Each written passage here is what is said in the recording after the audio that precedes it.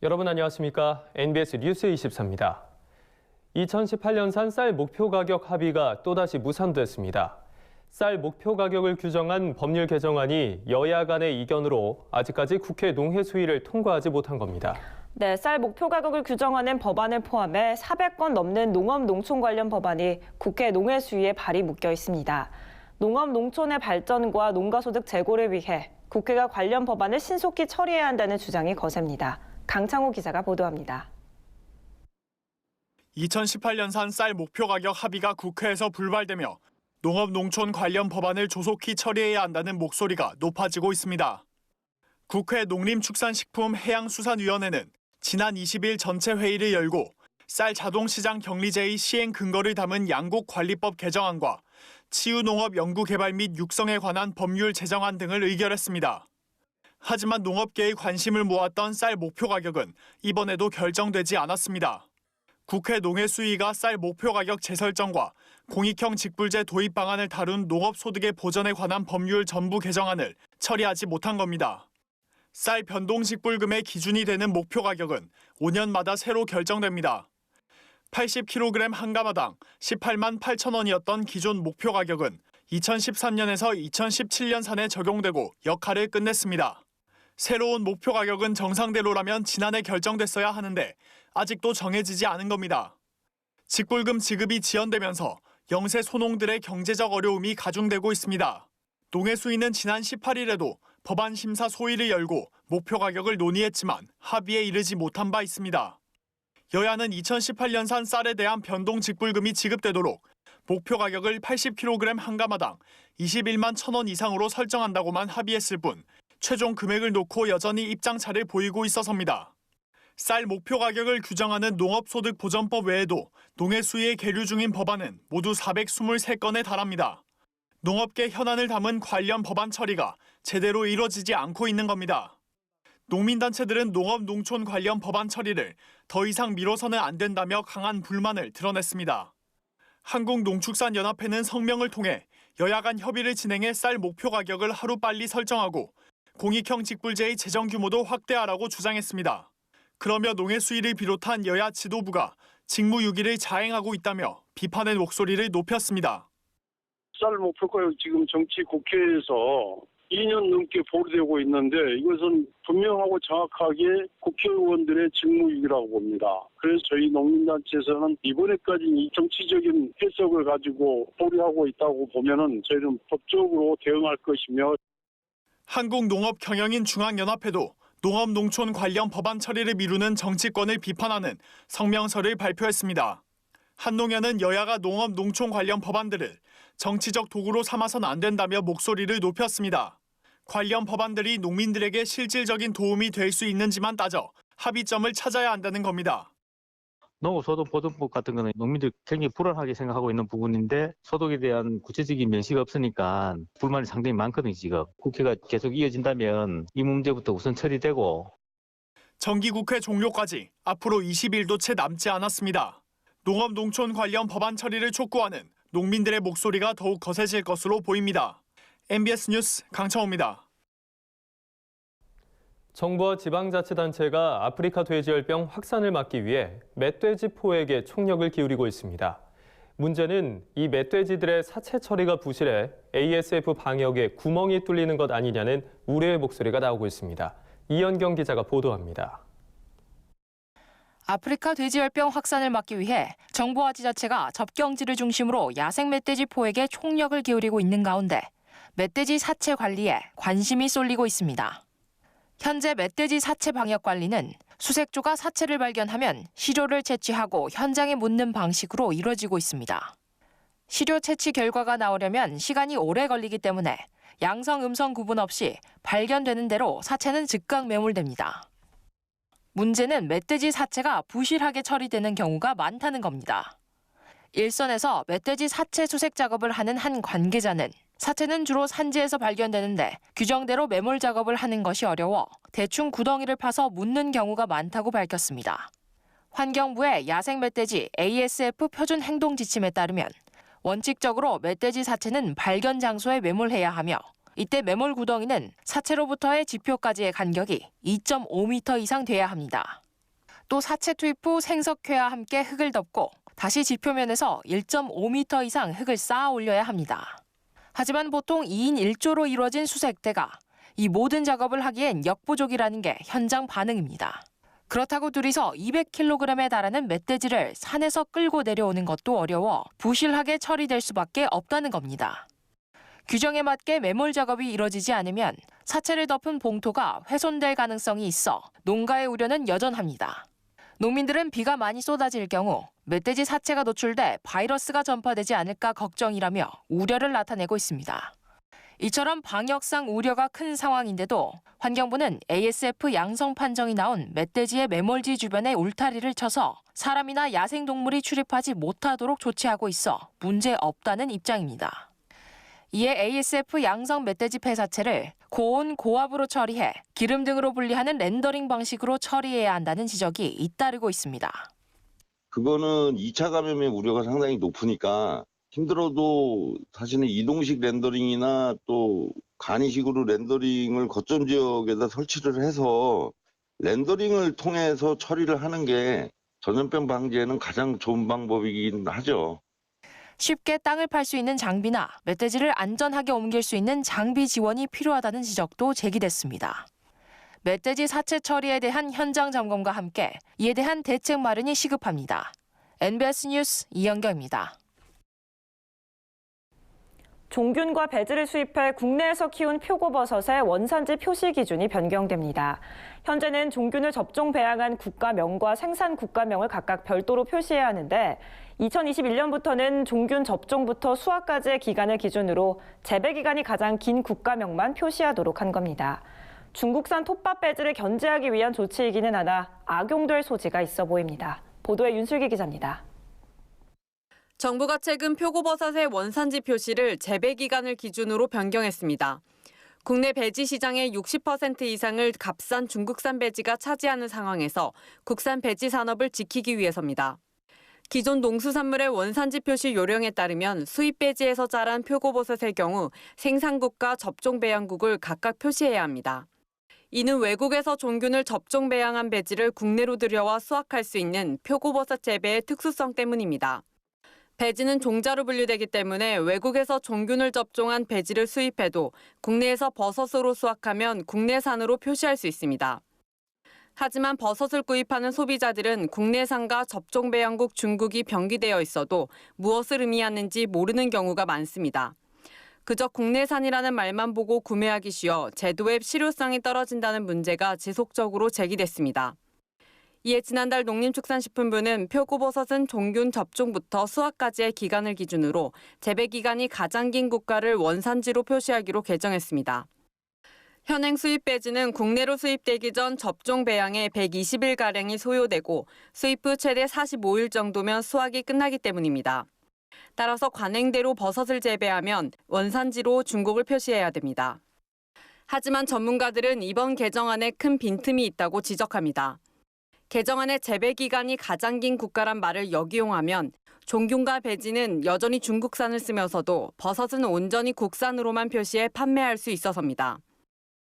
실제로 그 배양하는 거는 배지를 차곡차곡 쌓아놓기 때문에 공간을 많이 차지하지를 않습니다. 원래 접종만 해가지고 가지고 들어온 것이 더 좋아요. 90일에서 120일 걸리는데 그거를 접종만 해가지고 한국으로 갖고 들어오면은 배양 기간이 한국에서 지나기 때문에 국산으로 둔갑이 됩니다. 다시 말하면은 배지는 중국에서 만들고 접종까지 했지만 한국산이 되는 거지, 국산이. 그게 문제가 되는 것 같아요. 생산국과 접종 배양국을 함께 표시하는 기존 규정은 2020년 12월 31일까지만 유효합니다. 그 뒤론 중국산 종균과 배지를 사용해도 국내 재배 기간이 길다면 국산 버섯으로 유통될 예정이라 중국산 배지 점유율은 더 커질 가능성이 높아졌습니다. MBS 뉴스 윤슬기입니다. 최근 한국과 일본 간의 갈등으로 주목받고 있는 반도체용 불화수소처럼 중요하게 대접받는 물질이 우리 농업계에도 있습니다. 바로 원메틸사이클로프로펜, 원MCP로 불리는 농산물 선도유지제인데요.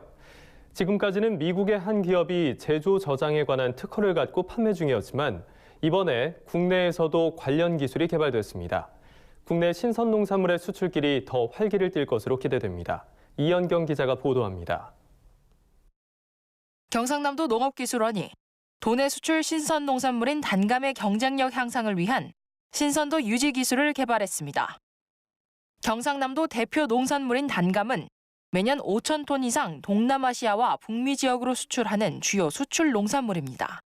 하지만 수출 과정에서 신선도 저하가 발생해 수출 장애 요인으로 지적돼 왔습니다.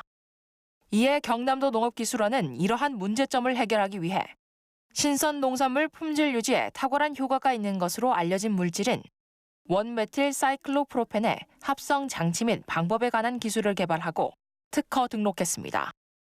실제로 원 MCP를 활용해 단감의 경도 실험을 한 결과 일반 단감은 경도가 수확 직후 17.3에서 9일 뒤 1.3으로 떨어진 반면 원 MCP를 처리한 단감은 수확 후 21.5에서 9일 뒤에도 14.1을 유지했습니다. 이번에 개발하여 특허 등록한 농산물 신선도 유지제를 수출 단감에 처리하여 동남아에 수출할 경우 기존 현지에서의 품질 유지 기간이 2-3일 정도에서 9일 이상 연장되어 수출 활성화에 크게 기여할 것으로 생각됩니다. 두 가지 화학 물질을 섞어 만드는 원 MCP는 1994년 처음으로 농산물 보관 기간 연장에 도움이 된다는 사실이 밝혀졌습니다. 보통 신선 과일, 채소는 자체에서 에틸렌이라는 성분이 나오면서 무르기 시작하는데 원 MCP가 이 같은 작용을 막는 겁니다. 원 MCP는 상온에 두면 쉽게 분해돼 이를 저장, 유통할 방안이 마땅치 않았지만 2002년 미국의 한 기업이 이를 고체 상태로 장기 보관하는 기술을 개발해 전 세계에 독점 공급하며 농산물의 신선도 유지제로 사용돼 왔습니다. 문제는 한 기업에서 독점 공급하다 보니 가격이 비싸다는 것이었습니다. 하지만 국내에서도 관련 기술이 개발되면서 지금까지 수입에 의존하던 신선도 유지제를 저비용으로 생산할 수 있게 됐습니다. 이렇게 되면 연간 수십억 원씩 지불하던 과도한 로열티 비용을 절감할 수 있습니다. 저희가 개발한 원MCP는 생산비가 저렴하고 그리고 농가에서 쉽게 사용할 수 있는 그런 기술로서 현재 전 세계에서 사용되고 있는 그 원MCP의 농가들이 저가로 저비용으로 사용할 수 있는 그런 기반을 마련했다고 보면 되겠습니다. 이 기술을 통해서 로열티 비용을 절감할 수도 있었고 그리고 저비용으로 처리함으로써 우리나라 농산물의 경쟁력도 제고할 수 있다고 생각이 듭니다. 연구진은 또 국내에서 신선도 유지제를 사용할 경우 만들어서 바로 쓰면 되기 때문에 오래 보관할 수 있는 고체 상태가 아닌 좀 더 손쉽게 사용이 가능한 액상 형태로 만들어 2-3년 후엔 농가에 공급할 계획입니다. 일반적으로 미국산 제품은 73제곱미터 규모의 저온 저장고에 처리하기 위해 13만 원 안팎의 비용이 드는데 앞으로 이 기술이 상용화되면 가격이 10% 수준으로 낮아질 수 있을 것으로 보입니다. 좀 더 나은 기술을, 새로운 좋은 기술을 외국보다 더 나은 게 좀 싸게 우리 농가에서 쉽게 접할 수 있는 그런 기회가 앞으로도 계속되면 좋겠고 그래야 이 농산물을 생산하는 농민 입장에서는 상당한 소득에 상당한 기대를 하고 있습니다. 이번에 개발된 농산물 신선도 유지제 기술은 단감 외에도 사과, 배, 토마토, 자두 등 대부분의 과실은 물론 고추, 파프리카 등 우리나라 주요 수출 신선 농산물에 활용이 가능하게 될 전망이어서 농가에 미치는 경제적 파급 효과는 1천억 원에 가까울 것으로 예상되고 있습니다. NBS 뉴스 이연경입니다. 미세먼지로 인한 피해는 도시뿐만 아니라 농촌도 심각한 수준인데요. 그런데 초미세먼지 32%가 중국에서 날아온 것이라는 한중일 공동 연구 결과가 처음으로 나왔습니다. 이번 연구는 중국이 공식적으로 한국 미세먼지의 3분의 1이 중국 요인임을 처음으로 인정했다는 데 의미가 큽니다. 중국이 우리나라에 미치는 초미세먼지 영향을 처음으로 공식 인정했습니다. 환경부 소속 국립환경과학원은 20일 한중일 3국의 연구 결과를 토대로 정책 결정자를 위한 동북아 장거리 이동 대기오염 물질 국제 공동연구의 요약 보고서를 발간했습니다. 이번 보고서는 2017년 대기질 모델 기법을 이용해 한국의 서울, 대전, 부산 3곳과 중국의 베이징, 텐진, 상하이 등 6곳, 일본의 도쿄, 오사카, 후쿠오카 3곳 등 주요 도시의 국내외 초미세먼지 발생 요인을 분석한 결과입니다. 보고서에 따르면 2017년 연평균 국내 초미세먼지의 32%는 중국발로 분석됐고 국내 요인은 51%, 일본발은 2%로 나타났습니다. 보고서는 2000년부터 단계적으로 황산화물, 질소산화물 등 대기오염 물질에 대한 연구를 추진했고 4단계 연구기간인 2013년부터 2017년까지의 초미세먼지에 대한 연구 결과까지 추가해 작성됐습니다. 당초 지난해 공개될 예정이었으나 중국 측의 이견에 따라 발간이 연기된 이번 보고서는 발표 후에도 한일과 중국의 입장차가 달라 논란이 되고 있습니다. 특히 미세먼지 고농도 시기에 우리나라에 미치는 국외 요인이 어느 정도나 되는지에 대한 결과가 빠져 이번 연구의 한계성을 지적받고 있습니다. 정부의 방법론 가지고는 단기적인 계산을 할 수가 없어요.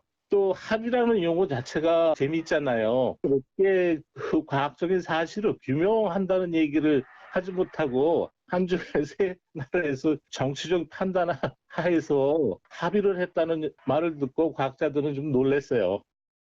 중국이 지난해 보고서 발간에 이견을 보인 건 대기오염 물질 배출량이 감소했기 때문이라는 의견입니다. 한중일 과학자들이 2000년부터 2017년까지 장기 관측한 분석 자료에 따르면 3국 모두 황산화물과 질소산화물, 미세먼지, 초미세먼지의 농도가 모두 감소한 것으로 나타났습니다. 특히 2015년 대비 지난해 초미세먼지 연평균 농도의 경우 우리나라는 12%, 중국은 22%가 감소했고 일본은 2015년 대비 2017년의 농도가 12%나 감소했습니다. 이번 연구는 19년 만에 중국이 처음으로 중국발 미세먼지를 인정했다는 데 의미가 있습니다. 하지만 중국이 여전히 자국의 영향을 상대적으로 낮게 평가하고 있어서 이번 연구가 향후 미세먼지 해결을 위한 과학적 근거가 될지는 관심이 집중되고 있습니다. 다음은 지역 뉴스입니다. 강원도가 겨울철 차단 방역을 강화하고자 최근 도내 축산시설 30개소를 대상으로 방역 실태 일제 점검을 실시했습니다. 이번 점검에서는 소독시설 정상 운영, 기록부 작성 여부 등 방역 이행 여부에 대해 집중 점검했습니다. 도는 위반 시설에 대해 과태료 부과 등 관련 규정에 따라 엄중 처분하고 소독 방역 시설의 설치나 보완을 원하는 업체에는 시설 설치 비용을 적극 지원할 방침입니다. 아울러 도는 가금 농가 출입 축산 차량은 철새 도래지 출입과 인근 도로 이용을 자제하고 농장 방문마다 3단계 소독을 철저히 이행해 줄 것을 당부했습니다. 충청남도 농업기술원이 최근 농협 하나로마트 대전점에서 제11회 품목농업인 연구연합회 우수 농특산물 홍보 판촉전을 개최했습니다. 이번 행사는 농민의 판매 영역 확대를 도모하고 다양하고 저렴한 도내 농특산물을 홍보하고자 마련됐습니다. 이날 행사에서는 다양한 이벤트와 함께 충남 품목농업인 연구연합회 회원들이 재배한 신선 농산물과 가공품 100여 품목이 저렴한 가격에 할인 판매됐습니다. 도농기원은 앞으로도 대전 충남 지역 주민과 함께하는 우수 농특산물 홍보 판촉전을 지속적으로 운영할 계획입니다. 최근 경상남도 농업기술원이 농촌진흥청과 함께 거제시 참다래 재배 농가를 대상으로 행복농업 이동상담 장터를 운영했습니다. 이날 상담은 전문기술위원과 재배 어려움을 겪고 있는 농민들이 묻고 답하며 해결점을 찾는 참여형 토론 방식으로 진행됐으며 개별 농가의 농장을 방문하며 사례별 진단과 상담도 실시했습니다. 지난 2014년부터 운영된 행복농업 이동상담 장터는 수요조사를 통해 주산지에서 반복되는 집단 영농 애로 기술을 해소하기 위한 목적으로 추진되고 있습니다. 전라남도는 구제역 발생 위험이 높은 동절기를 맞아 연말까지 구제역 백신 접종 관리를 강화한다고 밝혔습니다. 도는 이 기간 농장과 도축장을 대상으로 항체 형성 수준 검사를 실시하고 백신 접종을 소홀히 한 농가에는 정부 정책자금 지원을 배제하는 등 엄격 조치할 방침입니다. 더불어 116억 원을 확보해 도내 전 축산 농가의 구제역 백신 비용을 100% 보조 지원합니다. 저희가 준비한 소식은 여기까지입니다. NBS 뉴스 24 마칩니다. 함께해 주신 여러분 고맙습니다.